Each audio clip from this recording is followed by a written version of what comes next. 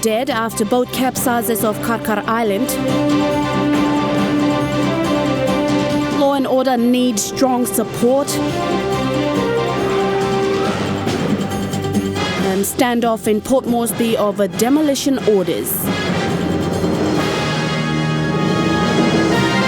This is National MTV News with Helen Sayer.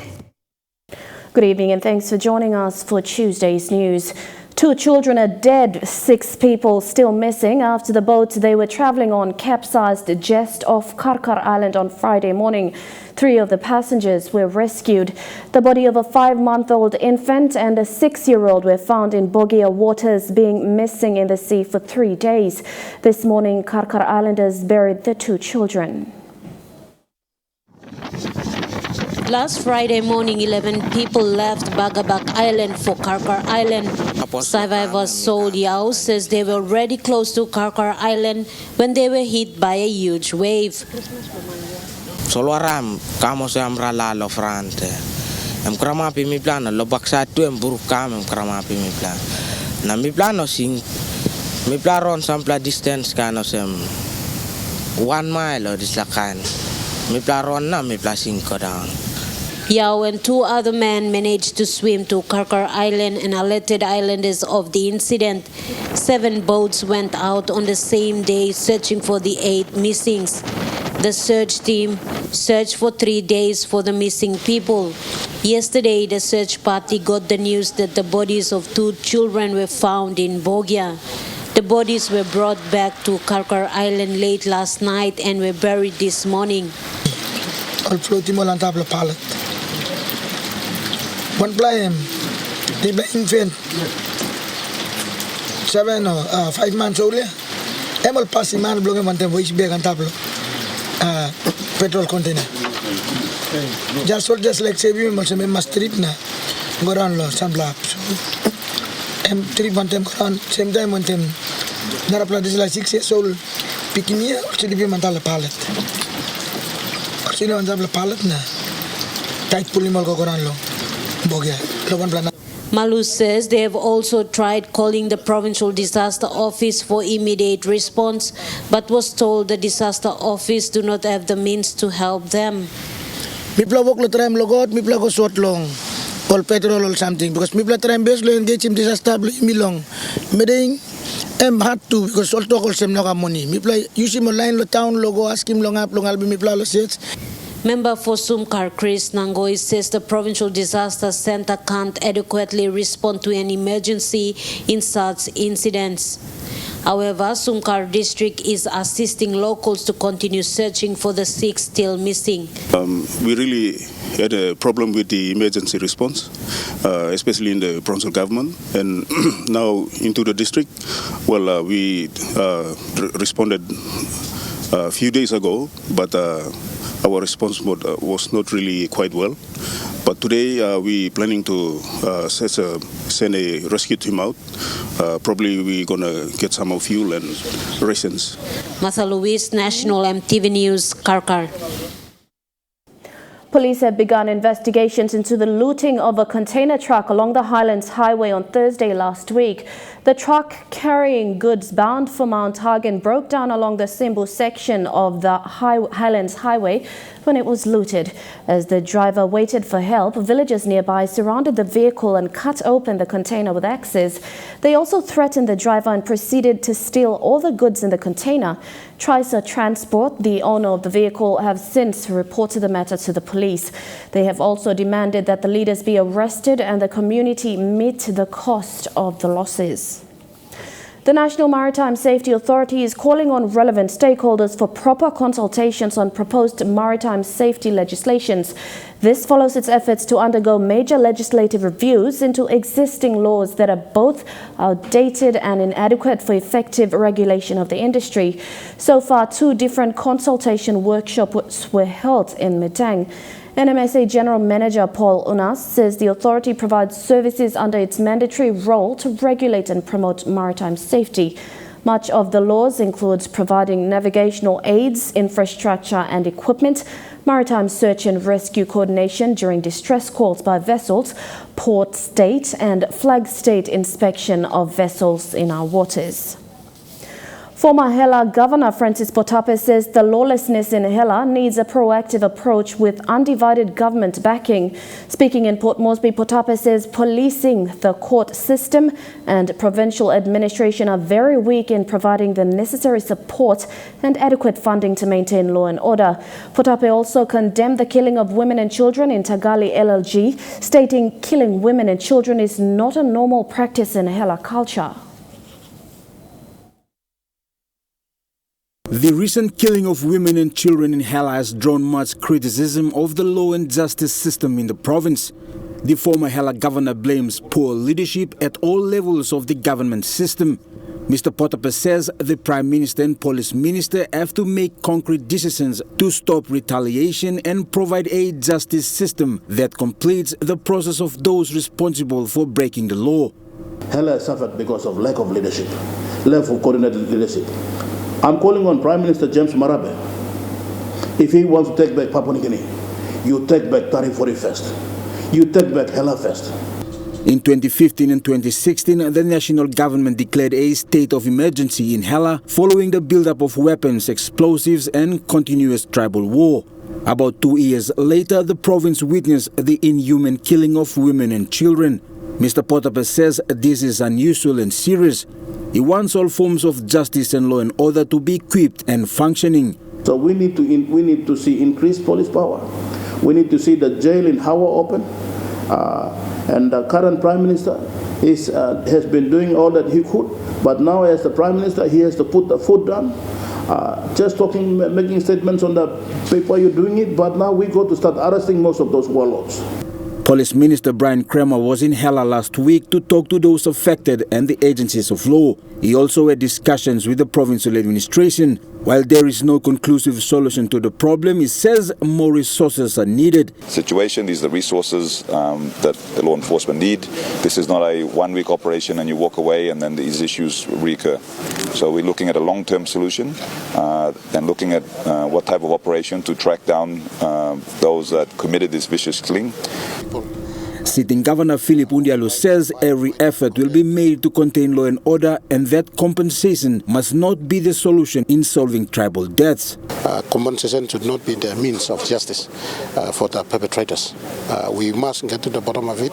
Everyone, it can take 5-10 years, but they must be put on the watch list for the government, monitor them and hold them accountable. And severe penalty must be given, and we should not tolerate massacre and killing of innocent women and children. Currently, more police and PNG Defence Force personnel have been dispatched to Tari. Jacob Pava Jr., National MTV News.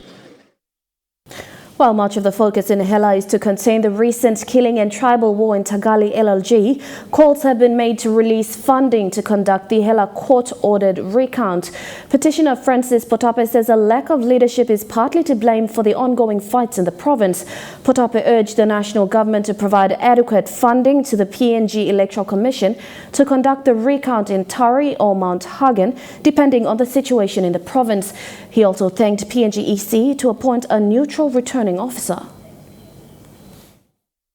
And I believe the Commission has already appointed neutral people, and they can then appoint neutral counting officers and let them do the recount. The recount is the only way for me to prove my case, or for Mr. Ondolo to prove his case, or for anyone for that matter. And therefore, the court has found it that the whole thing has been illegal, and I am calling on the government to release the funds as soon as possible. Mount Hagen city residents are concerned that there is a breakdown of law and order in the city. There have been continuous attacks by thugs on people demanding their handbags and money. People are being randomly attacked and residents have been advised to take precautions. Mount Hagen, being the third city of Papua New Guinea, is not safe and welcoming anymore. Residents fear walking alone in the city or going to work, shop or doing other chores. Telecom PNG Highlands Regional Manager Pang Power is concerned that the indication of recent crimes and attacks in the city has proven that law and order is getting out of hand. This is going to be an ongoing issue in regards to law and order, because of this stage where the nation is facing the financial crisis and all that. I think the effect is falling upon the people now, and they're taking each other here. So One of Telecom Mount Hagen female staff was surprised from a thug demanding her to give him her bag containing money and her belongings. Christine Kenzie nearly lost her hand but was rushed to the hospital and got her hand stitched up. Christine was attacked with a bush knife but managed to get her belongings when she called out for help. And he went over the animal market. So I told them to help and to chase him, but they said that place is dangerous because there's a lot of street vendors there, so they might turn back to attack them. In a similar attack, a man was hacked on his right arm yesterday afternoon after some thugs demanded him to give his bag to them. Another woman who was standing at the public bus stop to travel to Wabek got her hand chopped when she refused to give a bag away. During the State of Origin Games, I heard that passengers were hurt and physically in all pockets and bags were checked.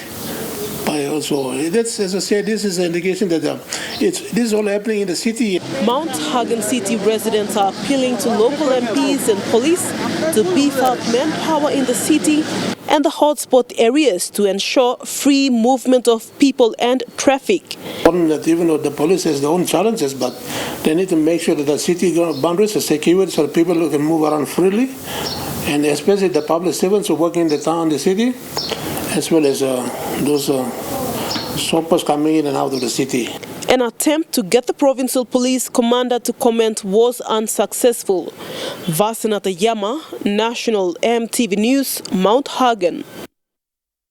National MTV News continues with more after these messages. Stay tuned.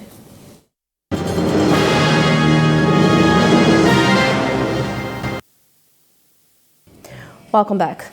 Over 2,000 people living in the National Housing Commission flats in Gordons are left homeless following a demolition notice issued by National Capital District Commission last week. The property was formerly owned by NHC, however it was sold to a named businessman in late 2007. Tenants living in the flats are now fighting for their home.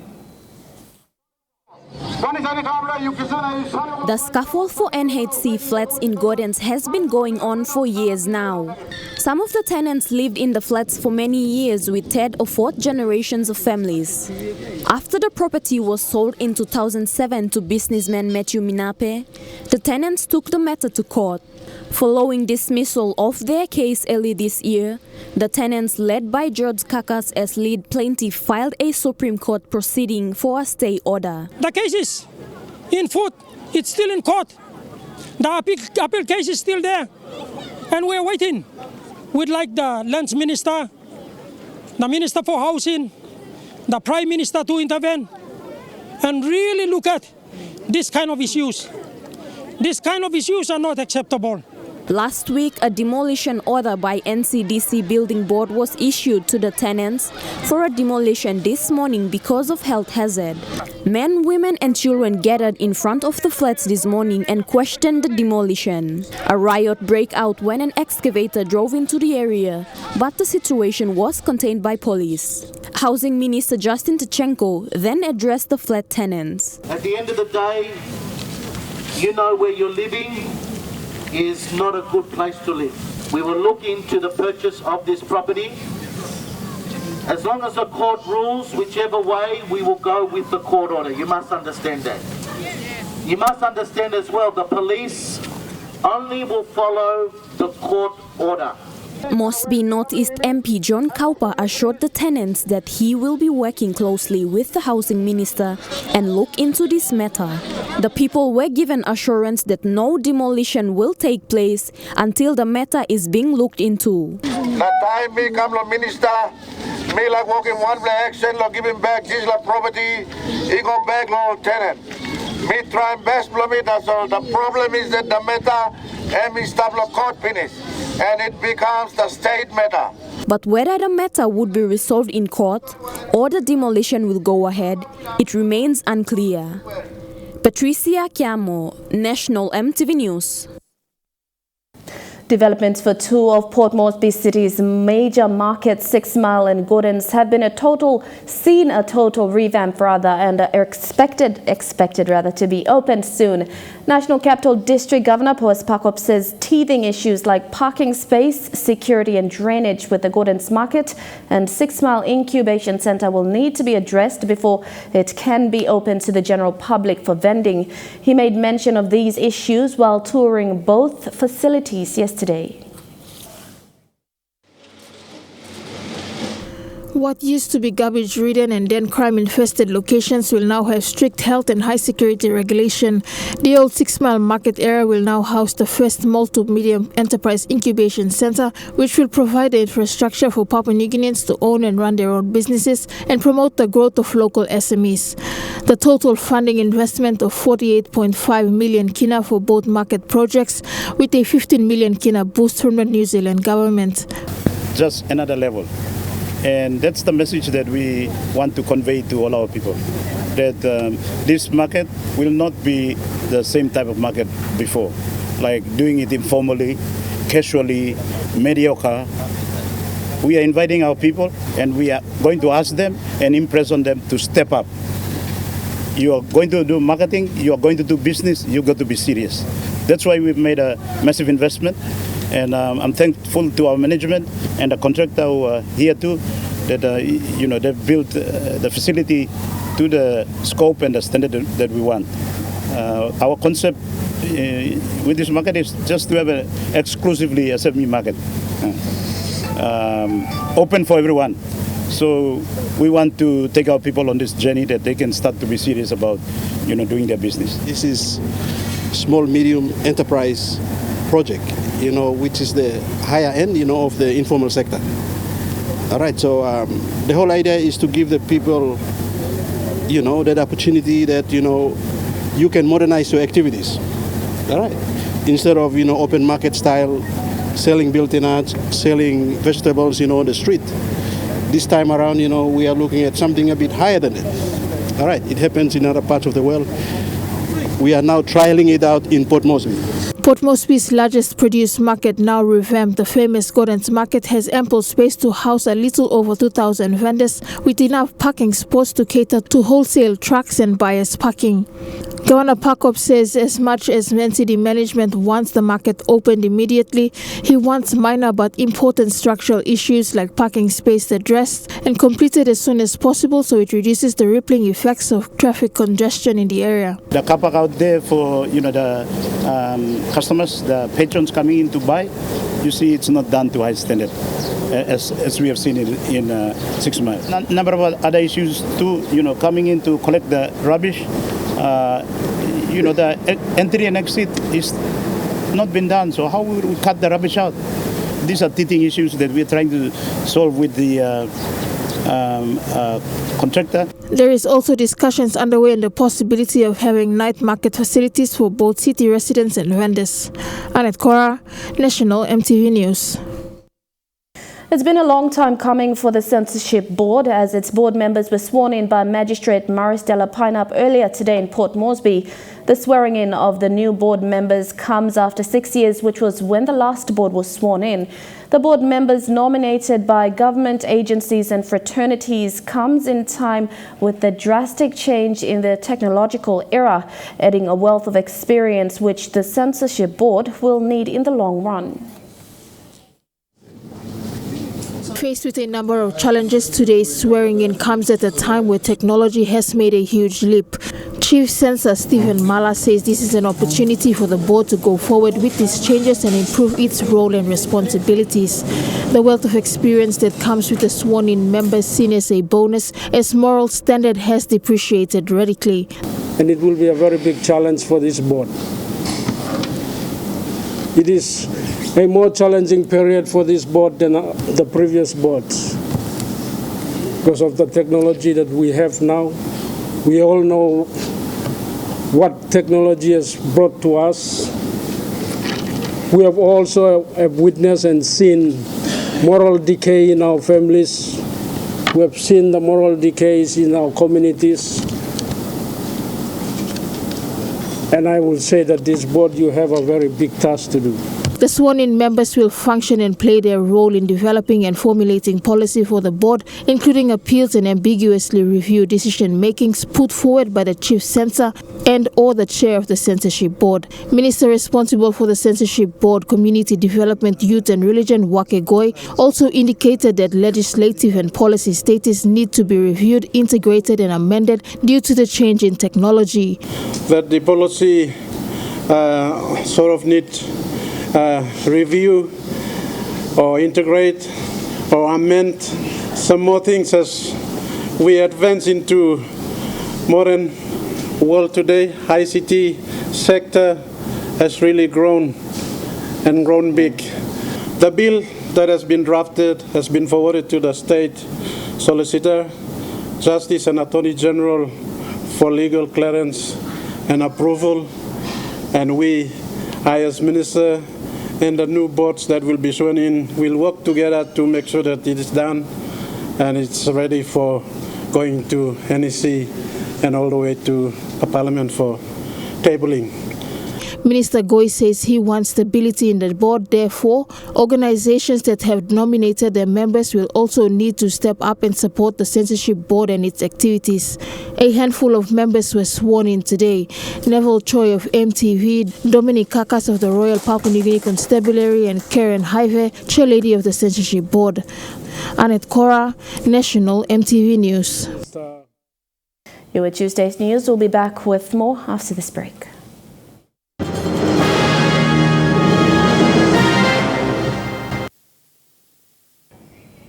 Welcome back to the news. The Galbin Hospital on Karkar Island is in the process of being upgraded to a level 4 hospital.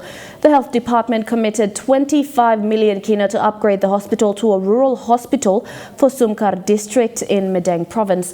1 million kina was given last year to start work on the rural hospital, with 24 million kina more to be allocated. Built by Lutheran missionaries in the 1930s, Galbin Rural Hospital on Karkar Island in Medang province is owned and run by the Lutheran Church.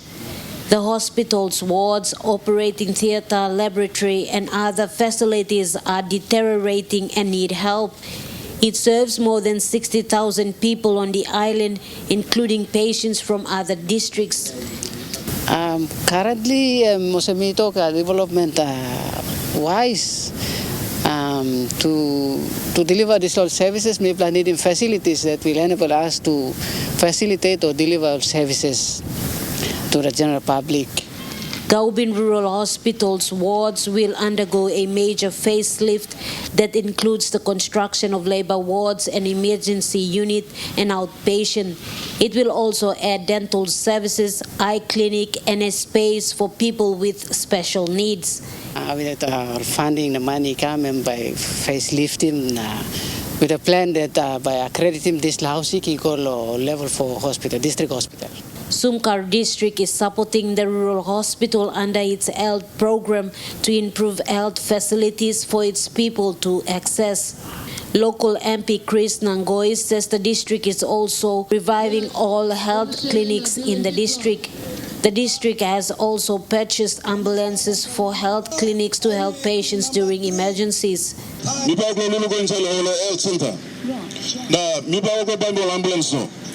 Miak yuk ambulance now.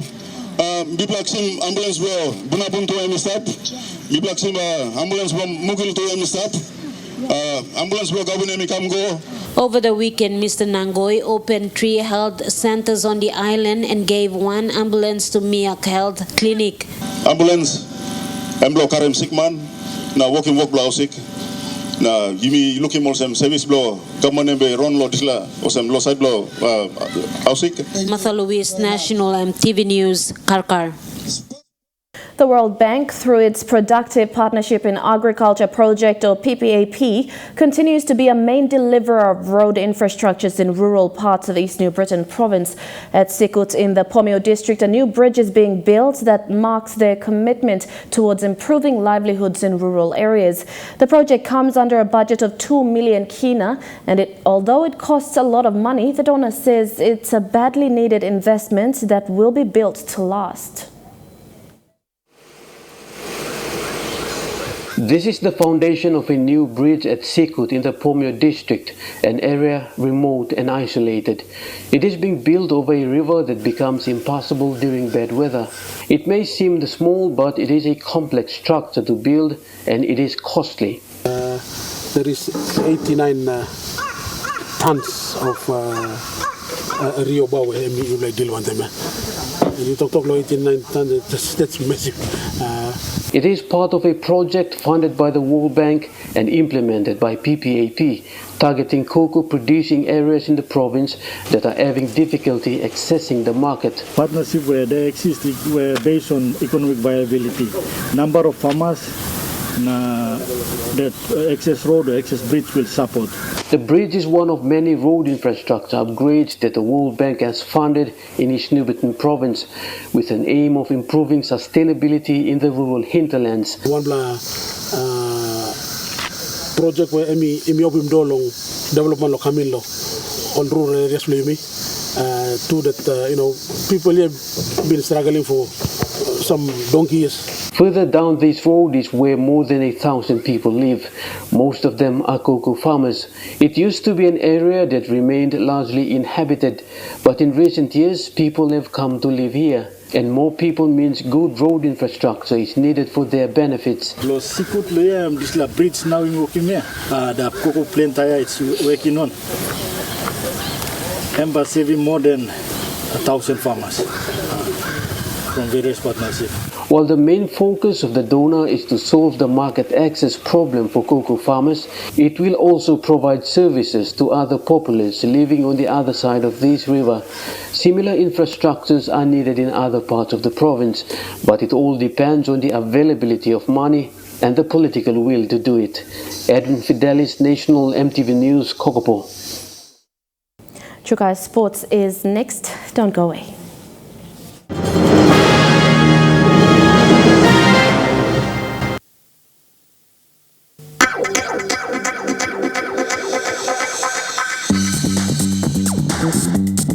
Chukai Sports.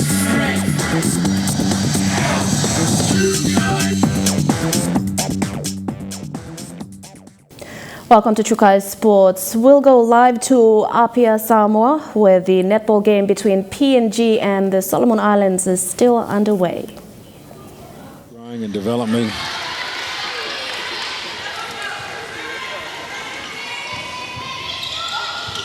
The decision to go to Vanuatu with the netball team in 2017 in itself was a brave decision by the Solomon Islands. In fact, they came away with a bronze, had the confidence to enter a team into the Pacific Games, have them playing on the big stage.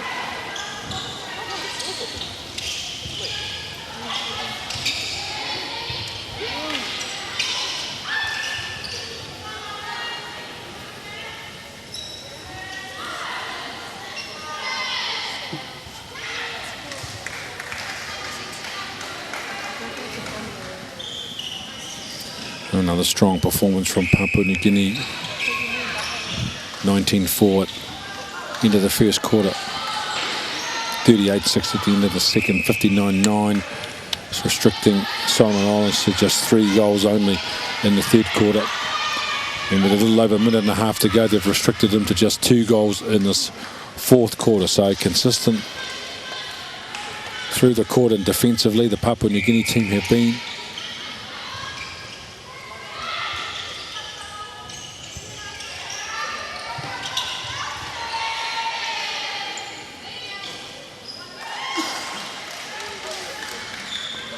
Well, 72-73, plays at 11 now, and they're still intense and on the ball hard, Papua New Guinea.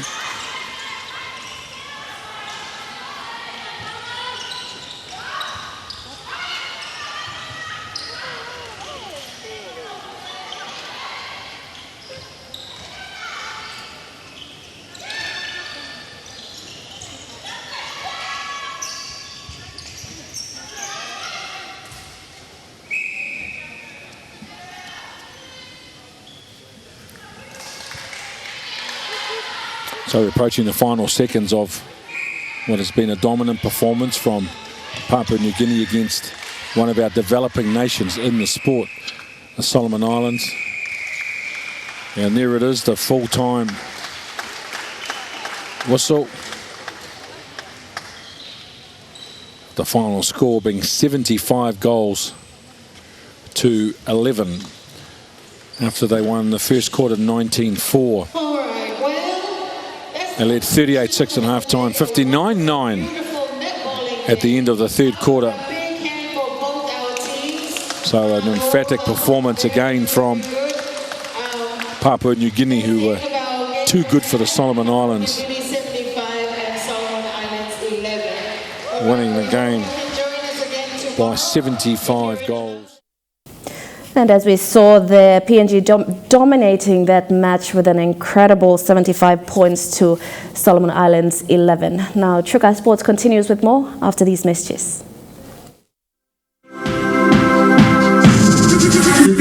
Trukai Sports. Welcome back to Trukai Sports. To long-distance race in athletics, Simbai Kaspa won his second gold medal in the men's 10,000-meter race after picking up gold in yesterday's 3,000-meter steeplechase. Silver and bronze medals were also awarded to PNG for the men's 10,000-meter race.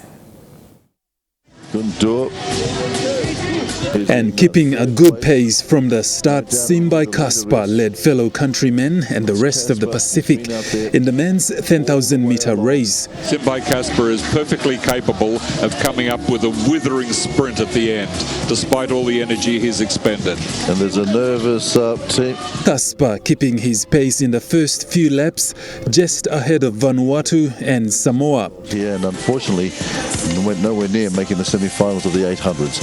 Meantime, here at the 10,000, it's Papua New Guinea 1, 2, 3. They absolutely decimated the opposition in the 3,000 metres the other day. They took the title off the title holder. Sione and James also picked up their pace, slowly pulling away from Solomon Island. Paroga Hakave, she made her name as a 14-year-old at this track in 2007. Kaspa still ahead, PNG looking strong for a 1-2-3. PNG finished the race just outside the record time with Simbai Kaspa, again finishing first for gold at a time of 33.34 seconds, followed by Sione and James. Simbai took his second gold. Simbai Kaspa steps up onto the victory podium here at the Pacific Games and accepts a gold medal, this time for the men's 10,000. Last night it was the men's 3,000 when he led a 1-2-3 PNG finish. Swen Gargal. Gargal then up for his silver medal. He finished a time of 33.36.96, trying to track down the leader. Get behind Papua New Guinea, event. James Cordua Undo represented handsomely here. Gundur in for his bronze medal in a time of 33.3901. It was a 1-2-3 finish, Bob.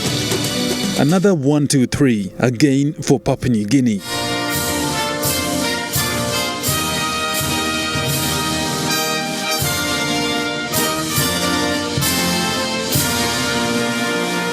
Ladies and gentlemen, please put your hands together and acknowledge our Pacific Games medalists. Godwin Eki, National MTV Sports. Sprint queen Toya Whistle has done it again. The fastest woman in the Pacific defended her gold in the women's 100-meter finals.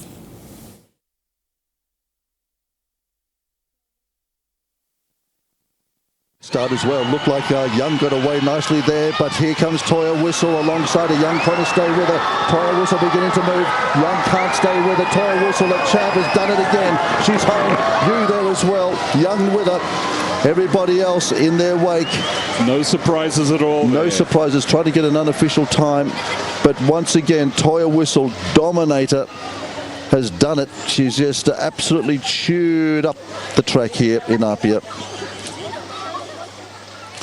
So look at Young, she got away to a super start, trying to take it up to Toya Whistle on her left. Young trying to stay with her, but here at this midsection, this is where the power comes through, sustaining that sprint all the way through and punches through the line.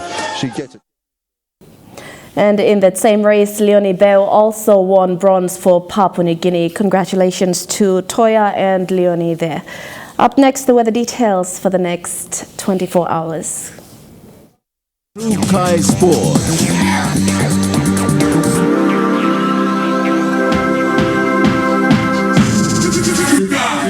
Kai Sports.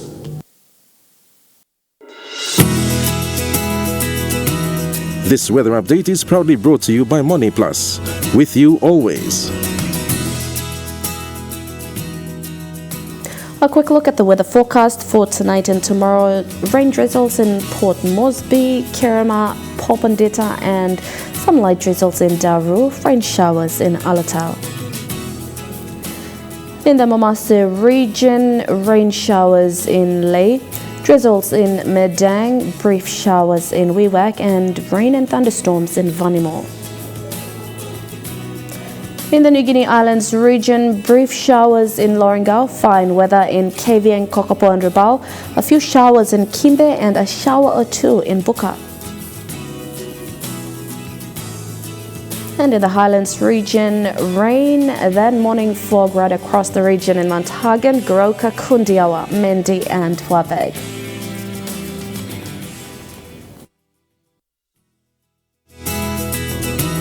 This weather update is proudly brought to you by Money Plus. With you always. And that's been the news, sport and weather for today, Tuesday, the 16th of July, 2019. On behalf of the entire MTV News team, pleasant viewing. Good night.